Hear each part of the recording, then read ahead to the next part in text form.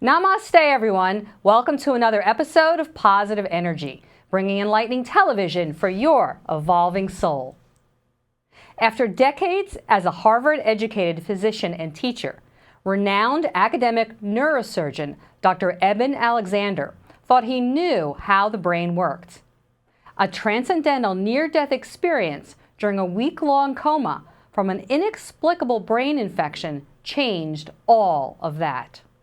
He awoke with vivid memories of a fantastic odyssey deep into a spiritual realm, more real than this earthly one. On this show, Dr. Alexander joins us to explore consciousness, the afterlife, and more. Sit back and enjoy as Positive Energy starts right now. So, welcome, Dr. Eben Alexander, to Positive Energy TV. It's so nice to have you. Well, Michelle, thanks. It's great to be here. So, following your profound NDE, you've written 3 books. Proof of Heaven, A Neurosurgeon's Journey into the Afterlife. The Map of Heaven, How Science, Religion, and Ordinary People Are Proving the Afterlife. And Living in a Mindful Universe, A Neurosurgeon's Journey into the Heart of Consciousness. And so basically you've created a new dialogue, in some ways, a radical mindset shift into what we know about life, death, and consciousness. And I know you've talked about it to hundreds of interviews and hundreds of speaking engagements around the country, maybe even around the world at this point. But yes, for anyone who hasn't read the detailed descriptions, what do you most want people to know about your NDE experience?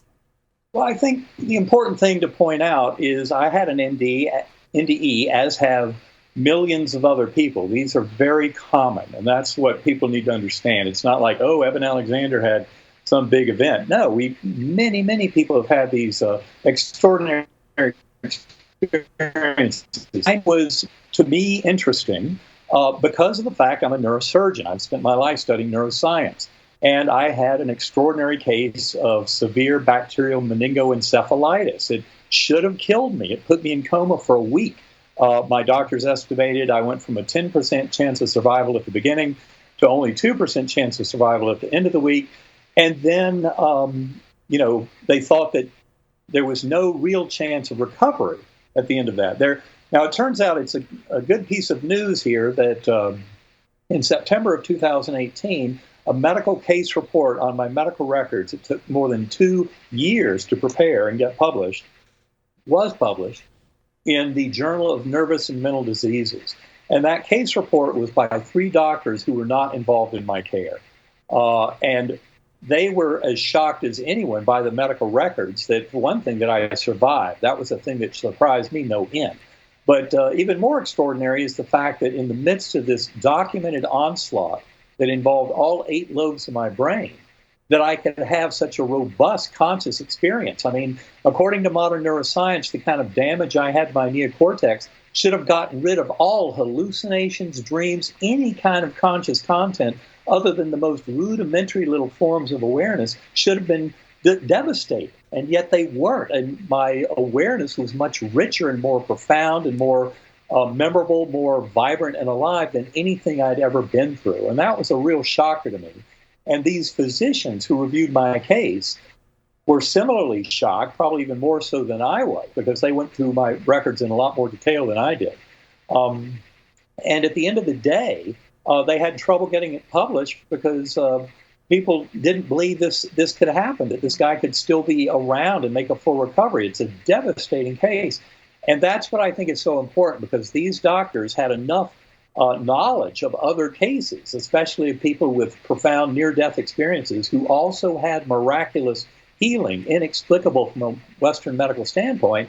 And they actually explained my full recovery through the spiritual content of the near-death experience. That's an extraordinary step for a peer-reviewed medical journal set of scientists to take about this.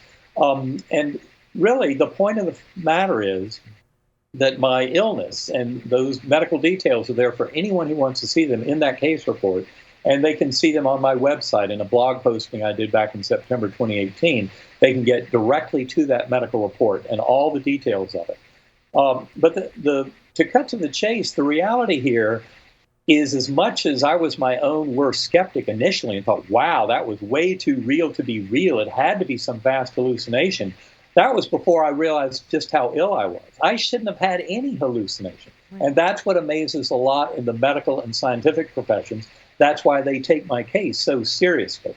And it is important, as are many of these near-death experience cases, but mine in particular because of this damage to the neocortex and this full recovery that really is shocking. And so that is what has driven me over the last 11 years to come to a much deeper understanding of it all. The good news for people out there who are paying attention to this is that, in fact, there are hundreds of scientists around this world who study consciousness, who recognize where all this is headed. And it is taking us out of the bleak and paltry fiction of materialist science that tries to pretend that the brain is created by consciousness and that our existence is birth to death and nothing more. And they scoff at the kind of spiritual experiences you have in an NDE. Well, it turns out that the modern scientific community that studies consciousness, and this includes not just neuroscience of consciousness, but philosophy of mind, and also includes quantum physics, because in many ways, quantum physics is the most bare-bones presentation of the mind-body question, of the relationship between mental phenomenal experience and the physical world, including the physical world of our brain. And there is a revolution afoot that will change all of humanity and will bring us much more together, because so much of the conflict and polarization in our world today derives from this false sense of separation that's inherent in scientific materialism. And yet that is false. That is not true.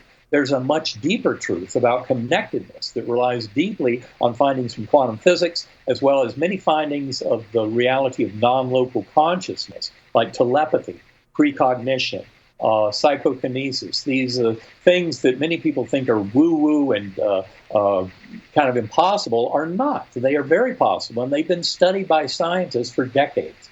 And if you start reading the literature, you realize where all this is headed.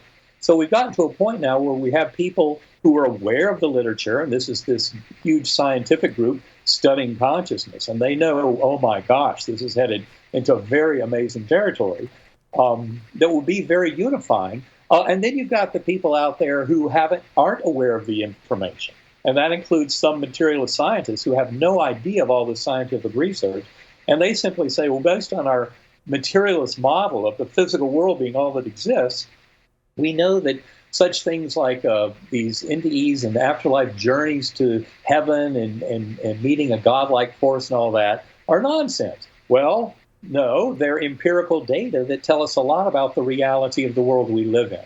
And all of this is very deeply related. Quantum physics is intimately associated with consciousness. And even some quantum physicists today who are not aware of the consciousness literature will say that's nonsense. They say, oh, no, it's not. This is all mathematics.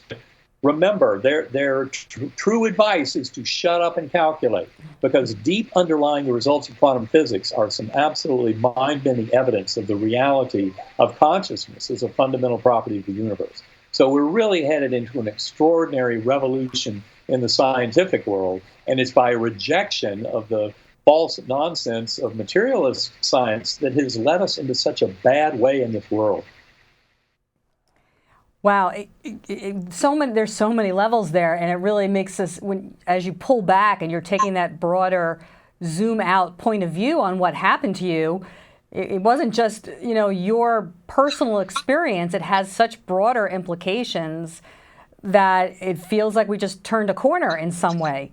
Well, it really like a whole paradigm shift is occurring. And I almost want to think, well, this must have been part of your blueprint, as much as I want to say I'm sorry that happened to you. But at the same time, look at the ripple effect, that this potentially has to change our entire way of relating to one another and relating to ourselves and relating to life and relating to death, that could really diminish fear, and a lot of the unknowns. Well, it absolutely will diminish a lot of the fear, because in our polarized world, of course, fear has been weaponized to basically take control of a lot of our political and economic systems and There's a tremendous amount of fear and discord and this kind of false sense of separation that is very damaging. And if there's one lesson that comes full force out of the world of near-death experiences, which have been going on for thousands of years across all cultures and all belief systems, and that fundamental message is that we're all in this together, that we really are all deeply related with each other. This is not just about humans. It's about all life on Earth. And we really need to take stewardship of this. I mean, when you look objectively at the human race and what we're doing to this world, we're basically a species that is here destroying, a third of the world's species are threatened with extinction right now due to our addiction to fossil fuels, our polluting this world with plastics, and the warfare and violence going on, all of the violence against the ecosystems of this world. I think an objective view would call into question whether we deserve the name Homo sapiens. Sapiens means wise. Well, I would go so far as to say we might have had some wisdom a few centuries ago, but with the divorce of our science and technology from our human spirit, and a divorce that's happened over the last 2 centuries, we have really gotten ourselves into a very deep and dark hole where we're threatening all of life on Earth, and some very, realistic minds are wondering if we can even make it another century or two. This is a very dangerous situation we've gotten into, and it's because of an unbridling of human spirit from our intellectual and technological capabilities. And this is what needs to be rectified, and it has to do also with the only way out for quantum physics, because the thing that they have resisted for almost a century now is the notion that the head founders of quantum physics pointed out very clearly, like Schrodinger, Wolfgang Pauli, Werner Heisenberg, and others, very clearly saw that consciousness is fundamental. They saw it is not derivative from matter. And in fact, work in the last few decades is taking quantum physics to a point where there's really no way of escaping that fact.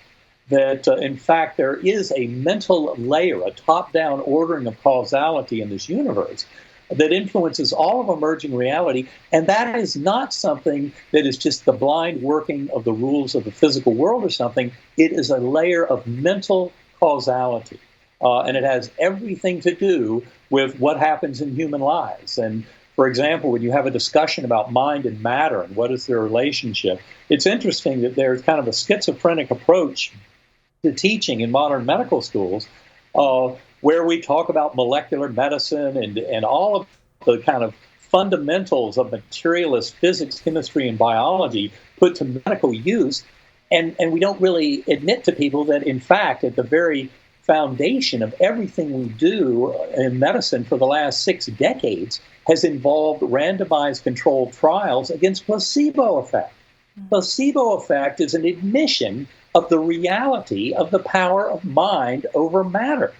It's not just giving somebody a sugar pill and getting rid of their headache. For example, you can go to the Institute of Noetic Sciences website, noetic.org, and put in the search term spontaneous remission, and you'll find a book that they put out in the mid-'90s of more than 3,500 cases of spontaneous remission of things like advanced cancers, infections, things like that, all related to a patient's beliefs that they could get better. So we really, as healers in medicine, we absolutely need to take this bull by the horns and start investigating this profound effect of mind over matter. And if it has that much of an effect in our healthcare, you can bet it has a profound effect in the rest of our lives. Absolutely. In other words, there is a tremendous amount of free will here, even though materialist science will try and convince you that free will is a complete illusion. But I believe the discussion goes much deeper than that.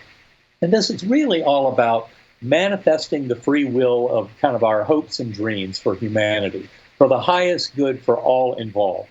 And it really ultimately will end up bringing spirituality and science back together. Because the fact of the matter is that just as Richard Kahn Henry, the head of astrophysics at Johns Hopkins, pointed out in a beautiful one-page essay in the scientific journal Nature back in 2005, entitled Mental Universe, he makes it very clear that what the world of quantum physicists were coming to realize is that the causal principles in this universe are in a top-down flow, not bottom-up. And this is where it all gets very interesting. I'll talk about that in, when I come to New Jersey on October 27th and 28th. We'll be talking a lot about these topics. But it's a fantastic revolution in the scientific community that is a tremendous gift to humanity. Because God knows we paid a horrible price for the sins of chemists, like in World War I, who developed machine guns, high explosives, and poisonous gases.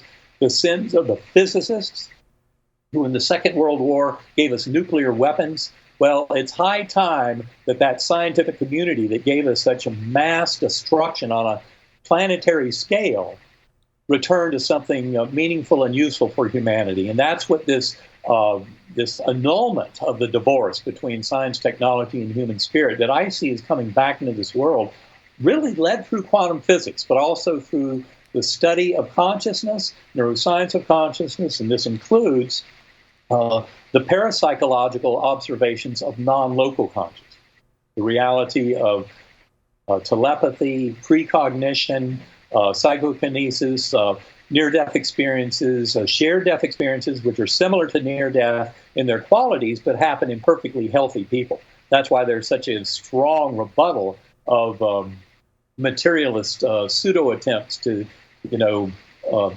debunk all of this by saying it can't be. Well, shared death experiences are a profound example that, yes, we live in a spiritual universe with multiple levels, and we're spiritual beings, and that is the way this all works. We've admitted the power of placebo effect over decades. All that is another way of viewing the power of mind over matter, and I can say that the reason that case report in the Journal of Nervous and Mental Diseases goes so far is because they're aware of other cases of near-death experiences, like Anita Morjani, who wrote that book, Dying to Be Me, where her lymphoma that had put her into deep coma and was trying to kill her within hours, she had a near-death experience and came back to this world knowing that lymphoma would disappear, which it did.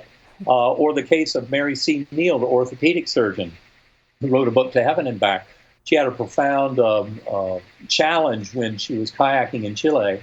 Her kayak was jammed under boulders, broke both her legs, pinned her underwater for 30 minutes plus, and yet she came back to this world, was resuscitated, ended up recovering fully, and now travels the world like I do, sharing these stories. People need to realize these are important stories about the fundamental nature of human existence. It is time for this world to change for the better. We're all in this. We're bound together through the forces of love, compassion, and kindness. And the more we honor that and bring that into this world, the more this world will become a far better place. And it's all supported by the science of consciousness and all of the revelations coming to this world today through that scientific study. It's fascinating stuff, obviously, and it's very hopeful and it's exciting. Especially since we can look at the day-to-day and lose so much hope and think that there's nothing changing, but there is, as you're saying, there is this underlying change, and it's huge. It's huge, and it hopefully we're at a tipping point where people talk about this critical mass of people understanding and opening and awakening, and it really is more of a remembering of our true nature than it is a new discovery. It's now, the new part is now science is finally catching up to it, but none of this is new. They're fundamental just truths, right. Underlying assumptions of how this works, how the universe works, and all of us as shape and form in the non-material world, and that more of what the world is non-material than it is material. So we've gotten it backwards, as you say. Science has had it backwards. Right. We got it 180 degrees wrong. But that's one of the reasons it's been so difficult to discern, is because it seems to defy kind of common sense and our day-to-day experience. And yet many people, at a deep level, they believe they have a soul. And they believe they have connections with other souls. And that's exactly what we're seeing. I mean, another line of evidence from the scientific world that is very profound and should not be ignored, and yet it is not known to the mainstream at this point. And that is, for example, the studies done at the University of Virginia over the last 6 decades, looking at past life memories in children indicative of reincarnation. And they have more than 2,500 cases. And when you start studying that literature, you cannot come away from it and think, oh, this is some mass hallucination, it's some giant conspiracy. These are scientifically studied cases by very earnest, skeptical scientific minds. Ian Stevenson started all the work. Jim Tucker is the head of it now. But it's a profound body of evidence that shows us very clearly how much of what we thought to date is just not true. And this is something that Karen Newell, she will be with me in New Jersey. We're presenting a workshop on the 28th. And Karen is my co-author in the book, Living in a Mindful Universe. I just so happen to have a copy right here. But important to point out that we discuss a lot of this in the book, Living in a Mindful Universe. But the reincarnation data is very strong, too. And we talk in that book about how memories are not even stored in the brain. That's been a real myth, but it's kind of the final nail in the coffin of materialist neuroscience. But of course, once you realize all that strong scientific data supporting the reality of reincarnation in some settings, of course, memories are not stored in the physical brain, because you'd have no mechanism for those memories to go from one incarnation to the next. And those incarnations can be separated by months, years, or centuries. So, where's that information stored? That's a great question. That's something we can talk about more when I. Yeah, that would be a long. Over. Yeah, memory is not. There's no place that memory is. Right? Memory is, and it's more an impression, a trace. It's more of an energy than an awareness. I think that the main way to put it is there's far more to this universe than our little four-dimensional space-time in this universe that we see. And there's a tremendous amount of kind of spiritual layering to it that allows for this kind of information transfer to work. But that's what we're trying to discern. And so it's not just a question, though, about the scientific, the big picture, the oh my gosh worldview, but what we'll be talking about and what we talk about in that book, Living in a Mindful Universe, and we'll certainly be sharing when we're in New Jersey late October, is how the individual soul can take advantage of this. Because we're learning that consciousness, since it's not created by the brain, but the brain is a filter that allows it in, what that really means is that through meditation, centering prayer, various means of going into consciousness, we can actually traverse that veil and get outside of the kind of false boundaries of here, now, and also sense of self, and start to explore consciousness in very profound ways. And Karen is also the co-founder of Sacred Acoustics. People who want to learn a lot more can go to sacredacoustics.com. But this is all about various modalities and the tools that we offer, for example, using differential frequency sound. Slight differences in the frequency of sound to two ears can create a phenomenal effect on consciousness. So this is something that was first recognized almost 200 years ago, and it was taken advantage of in the 20th century through what's generically called binaural beats. So two ears, binaural is where that word comes from. And it's a sensation that occurs when you give slightly different frequencies to the two ears. It causes a wavering sensation that is, we believe, generated down in the lower brainstem. And we explain it a lot in the book, but to cut to the chase, I think the reason that Sacred Acoustics tones can be so powerful at engendering transcendental states of conscious awareness is because they intercept consciousness at that primitive level.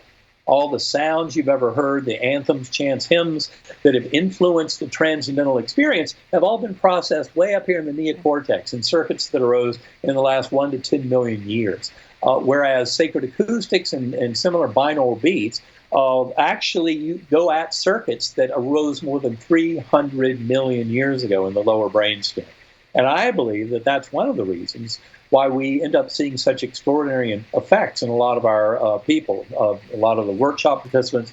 We have some clinical trials going on for depression, anxiety, also clinical trials using Sacred Acoustics in hospice setting to try and enhance episodes of shared crossings and episodes of terminal lucidity. So we're doing the clinical studies to assess these modalities scientifically, but you don't have to wait for that. People can start working with it on their own. Go to sacredacoustics.com to learn more. Also, I would advise your listeners, we have a completely free 33-day email course on Eben Alexander's website.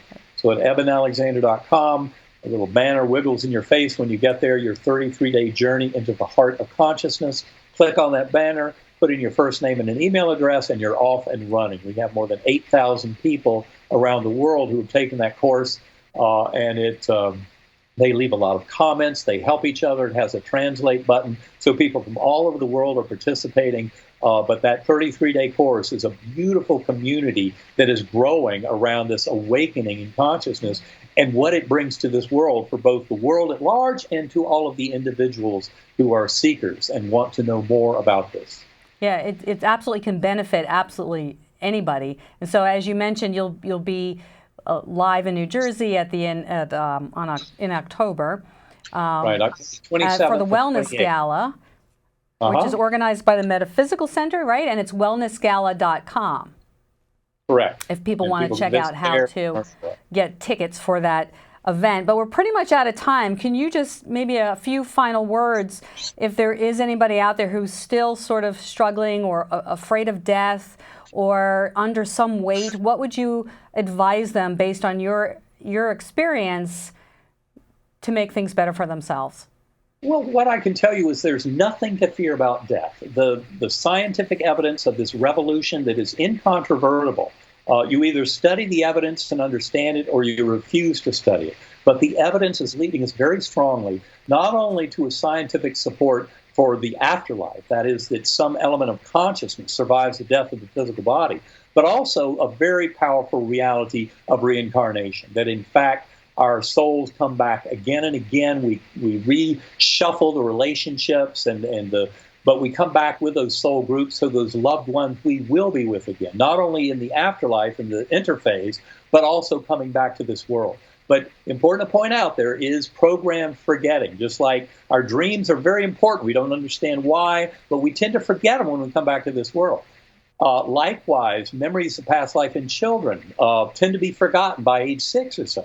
That doesn't mean they're not real and didn't exist. You need to check for them at the right time. But that's part of the problem, is this program forgetting is part of the bigger picture of we're here to learn and teach. And that involves some buying into this notion of living in these physical bodies. And that's why it's so important. But not to fear the end of the physical body, because it's not the end of who you are. Nice. Beautiful words. Eben Alexander, thank you for the work, the really, really important work that you're doing in the world, and we'll just continue to carry that message out. And so thank you for being on Positive Energy. Well, thank you so much, and I hope to talk again soon. Thank you. Thank you. Bye-bye. We're wrapping up another enlightening show. Please understand that there is more to you, more to this life, and more to the universe than one single earthly existence and one material realm. We are boundless souls living in a non-material field of oneness. Thank you for watching. Check out MicheleGranberg.com, go vegan, and join me next time on Positive Energy.